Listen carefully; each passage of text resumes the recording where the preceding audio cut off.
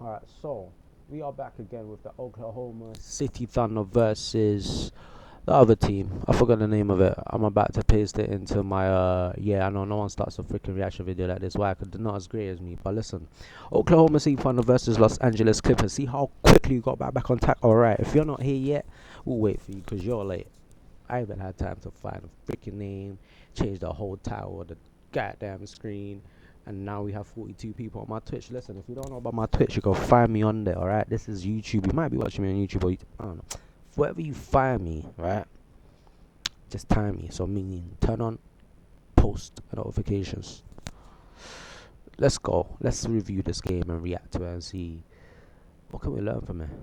This end of the court where you got to string together 3-4 defensive plays to really give yourself a chance on the offensive end, and they just move the ball so freely, you know, versus this team. What do you take away?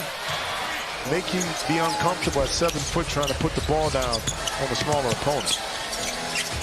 Collins trying to use his footwork and does count it. Tend to see sometimes the mental mistakes, the missed assignments at the end of the synergy is a challenge. And on top of it, coming Howard, thank you for all your work this year. 115 to 92. I think it's coach of the year. I think he's outstanding. No doubt. So when I say that he goes up against the coach and Mark Dagnall, that's not Smooth to say. with it. I mean, they've been tracking Smooth. this thing ever since the team has kind of made their turnaround, kind of projecting where they could end up and land, and now they really line versus a game that had like all-stars scoring 50 back and forth. You can have that argument. That's fine. No, I got you. I know. Oh, hell no. I'm sorry, guys. Overs that you commit unabated. Very nice pass and a nice finish for Derrick Jones Jr. as the Clippers strike. Right here. Again, he was probably the front runner of this recovery. Listen, if you're watching this and you're a bit confused, I'm going to elaborate. This is what just happened. I somehow scrolled the freaking video to the end before it was like 30 seconds done, and I thought it was the beginning. So now we have to go back into 2 minutes in because we've been 2 minutes in this, so technically timeline jumped, and now we're aligned with the timeline we're supposed to be on. Okay, let's go. Gilgeous-Alexander goes in on Sanders. Mathurin recovers to block the shot. The look away towards OKC's bench. What was that about? You have to talk to Tony about that, man. I don't like that end part. It's all about how you end it. Back out there, picked up by Lopez. Full head of steam down the lane. Wild shot, no. Rebound back, tap back outside. Drive inside, he's good by Mitchell, and it's 36-23 in favor of Oklahoma City. Brian, you know what? And I wholeheartedly agree with you on the dead ball turnover. But the problem with this OKC team is you don't get shots at the rim. They out-possession you, and it's hard for you to make that up. Wholeheartedly agree with you on the dead ball turnover. But the problem with this OKC team is you don't get shots at the rim. They out-possession you. Miller. Late in the clock. Tries to drive on Mitchell. Oh, that heavy step and lays it in. And Oklahoma City trying to pull away. Isaiah Joe, one of the great corner shooters in the NBA, knocks it down. Top three. An unselfish leader. Makes it a lot easier to coach. And we needed that one right there.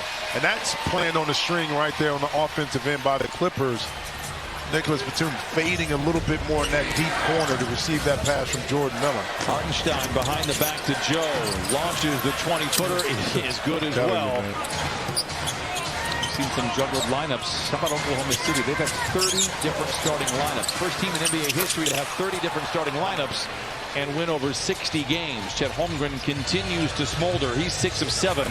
He's got 17. And the Thunder have the last 9 of the game. Collins from the wing to the lane, ladles it to Lopez, who flushes it. Clippers just 37% from the field. Thunder 19 of 30, make it 20 of 31. And it feels like it's taken them a lot of work just to kind of hang around with this score, shooting only 37%. Collins, the corner three, in and out. Oh, Jones. You can make a nice little run here in the last 4.5 minutes before you get into halftime. See if you can get this lead down under double digits. Ask and you shall receive. Jones. Ask and you shall receive. Ask and you shall receive. I receive and ask for $100 million on YouTube this month. Shea in the lane. Yeah. Lays it in. Gilgeous-Alexander now with 10. Well, that's what makes this another thing that makes this way OKC bigger team than so that. tough is when your best player is willing to really lock it in on defense. Nice look by Leonard. Great defense by That wasn't fast, but it was a quick move at his pace. They got a shot and same thing with Kawhi and blow up, pick and roll. Sharp boy Leonard. Little things like that.